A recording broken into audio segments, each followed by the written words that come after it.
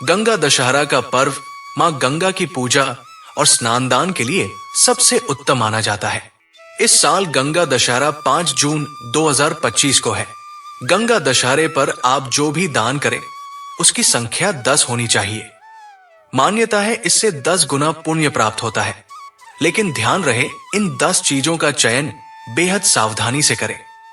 इस पर्व में कौन सी ऐसी चीजें हैं जिनका दान नहीं करना चाहिए, जान ले, नहीं तो पुण्य की जगह पाप के भागी बन सकते हैं। आइए जानते हैं विस्तार से गंगा दशहरा के दिन किन वस्तुओं का दान करने से बचना चाहिए और क्यों। 1.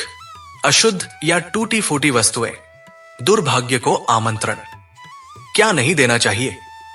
पुराने फटे कपड़े, टूटी बर्तन या फटी चप्पल, बासी या खराब खाना, जूठा या अशुद्ध भोजन, चाकू, कैंची या कोई भी नुकीली चीज क्यों न दे। ये वस्तुएं नकारात्मक ऊर्जा का प्रतीक होती है। अशुद्ध चीजों का दान मां लक्ष्मी को अप्रसन्न करता है। राहु और शनि जैसे क्रूर ग्रह प्रभाव में आ जाते हैं, जिससे दुर्भाग्य, दरिद्रता और पारिवारिक क्लेश हो सकता है। ये दान नहीं, अपमान माना जाता है। ध्यान दे, यदि किसी को भोजन देना है तो हमेशा ताजा, गर्म, सुस्वादु भोजन दे, विशेष रूप से पक्षियों और जानवरों को भी। 2. काले रंग के कपड़े, रिश्तों और छवि को नुकसान। क्या नहीं देना चाहिए? काले कपड़े, कुर्ता, साड़ी, दुपट्टा आदि, काली चादर, रुमाल या वस्त्र क्यों न दे। काला रंग शनि और राहु से जुड़ा हुआ है। ये ग्रह जब अशुभ प्रभाव में आते हैं तो जीवन में अचानक संकट, कलह और अपमान ला सकते हैं। काले वस्त्र दान करने से रिश्तों में दरार, दाम्पत्य जीवन में कड़वाहट और सामाजिक छवि पर बुरा असर पड़ता है।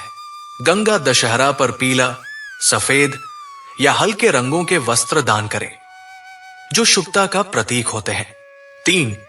विशेष अनाज जैसे चावल और काली दाल बृहस्पति को कमजोर करना।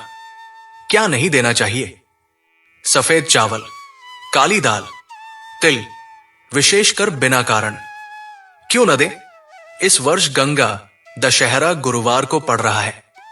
यह दिन बृहस्पति ग्रह का होता है। चावल और काली दाल का दान बृहस्पति को कमजोर करता है।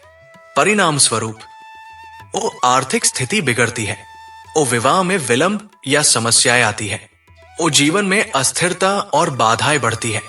इस दिन चना, मूंग, गेहूं, सत्तू या गुड़ का दान करना विशेष फलदायी होता है। दान केवल कोई वस्तु देना नहीं होता, बल्कि ये एक भावना, पुण्य और आध्यात्मिक कर्ज को चुकाने का माध्यम होता है। गंगा दशहरा जैसे पुण्य पर्व पर शास्त्रों में वर्णित कुछ विशेष दानों का उल्लेख किया गया है, जिनका फल अत्यंत उत्तम होता है। आइए अब हम विस्तार से जानते हैं कि गंगा दशहरे पर क्या क्या दान करना विशेष फलदायी होता है और उसके पीछे का आध्यात्मिक कारण क्या है। 1. छाता, चप्पल, टोपी और जूते सूर्य की तपन से रक्षा का प्रतीक। क्यों करे दान? गंगा दशहरा ग्रीष्म ऋतु में आता है, जब सूर्य की तपन अपने चरम पर होती है। शास्त्रों में कहा गया है कि जो व्यक्ति दूसरों को तपती धूप से बचाता है, उसे स्वर्ग में शीतलता प्राप्त होती है। क्या दान करें? नया छाता, छतरी, चप्पल या जूते, विशेष रूप से श्रमिक वर्ग को। टोपी या गमछा, जिससे सिर को सूर्य से बचाया जा सके। किसे दें? राहगीरों, मजदूरों, वृद्धजनों या जरूरतमंदों को। किसी धर्मार्थ संस्थान या मंदिर के बाहर दान कर सकते हैं। इससे व्यक्ति को सूर्य देव और गंगा मैया दोनों की कृपा प्राप्त होती है। 2. शीतल खाद्य पदार्थ, शरीर ही नहीं आत्मा को भी शांति दे। क्यों करे दान? ग्रीष्म ऋतु में शरीर में गर्मी, पित्त बढ़ जाता है। गंगा दशहरा पर ठंडी वस्तुएं दान करने से तन मन दोनों शांत होते हैं और शरीर को रोगों से राहत मिलती है। क्या क्या दान करें? सत्तू, प्राचीन काल का प्राकृतिक ऊर्जा स्रोत। शरबत से भरा कलश, विशेषकर बेल, आम, नींबू या गुलाब का शरबत।